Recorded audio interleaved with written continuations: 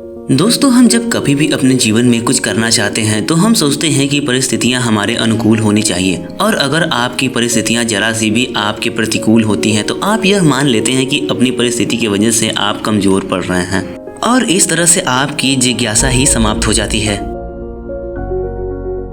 एक कार दुर्घटना में अपनी बाई बाजू खोने के बावजूद एक 10 साल के लड़के ने जूडो सीखने का फैसला किया। वह एक जापानी जूडो मास्टर के पास गया और उनसे ट्रेनिंग लेने लगा। उसकी ट्रेनिंग अच्छी चल रही थी, लेकिन उसको एक बात समझ नहीं आ रही थी कि उसके मास्टर उसे 3 महीने से एक ही मूव क्यों सिखा रहे हैं। वो उसको कोई नई मूव क्यों नहीं सिखा रहे हैं। काफी दिन तक ऐसा ही चलता रहा। एक दिन लड़के ने पूछा, मास्टर जी, क्या आप मुझे कोई और मूव नहीं सिखाएंगे? मास्टर ने जवाब दिया, तुम यही मूव जानते हो और यही एक मूव है जिसे तुम्हें जानने की जरूरत होगी। लड़के को बात समझ नहीं आई, पर मास्टर की बात मानते हुए लड़के ने ट्रेनिंग जारी रखा। कुछ महीने बाद मास्टर उस लड़के को पहली बार एक टूर्नामेंट में लेकर गए। वह लड़का एक के बाद एक लगातार 3 मैच जीतता है। लड़का हैरान था कि वह एक ही मूव के इस्तेमाल से इतनी आसानी से मैच कैसे जीत रहा है, वो भी तब जब वह शारीरिक रूप से अपंग है और उसके सभी प्रतिद्वंदी पूर्ण रूप से स्वस्थ हैं।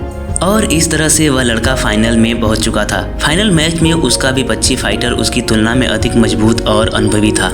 यह देखते हुए रेफरी ने मैच रद्द करने का फैसला किया ताकि उस लड़के को चोट न लगे, क्योंकि वह उस गेम को एक ही हाथ से डोमिनेट कर रहा था। तभी उसके मास्टर ने मैच जारी रखने के लिए कहा और आश्वस्त कराया कि उसका स्टूडेंट इस मैच को खेल सकता है। मैच दोबारा से शुरू हो गया और तभी विपक्षी लड़का एक गलती कर बैठा। उसी समय उस लड़के ने अपने मूव का इस्तेमाल किया और मैच जीत गया। वह उस टूर्नामेंट में चैंपियन बना।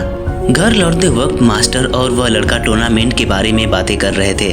अंत में लड़के ने साहस करके पूछा, मास्टर जी, मैं केवल एक ही मूव के बल पर यह टूर्नामेंट कैसे जीत गया? मास्टर ने जवाब दिया, इसमें 2 कारण है। पहला यह कि तुमने जूडो में सबसे मुश्किल मूव में महारत हासिल की, और दूसरा यह कि इस मूव से बचने के लिए तुम्हारे विपक्षी फाइटर को तुम्हारी बाईं बाजू को कब्जे में करना था, जो कि तुम्हारे पास है ही नहीं। दोस्तों, कई बार हम अपनी कमियों को इतना हावी कर लेते हैं कि सक्षम होते हुए भी हम खुद को कमजोर मान बैठते हैं, जबकि वास्तविकता इससे अलग होती है। आपको अपनी परिस्थितियों के सामने कभी नहीं झुकना चाहिए, क्योंकि अगर आप अपनी परिस्थितियों के सामने झुक गए तो एक आसान काम भी आपके लिए मुश्किल हो जाएगा। जरूरी है कि आप अपने नजरिए को ठीक करें। अगर ऐसा हुआ तो आपकी डिसेबिलिटी आपकी एबिलिटी बन जाएगी। याद रहे कि आप शारीरिक रूप से भले ही कमजोर हों, लेकिन आपको मानसिक रूप से सदैव मजबूत होना चाहिए। उम्मीद करते हैं कि लग्जरी टेल्स की ये वीडियो आपको जरूर पसंद आई होगी। अगर वीडियो अच्छी लगी हो तो वीडियो को लाइक और चैनल को सब्सक्राइब जरूर कीजिए।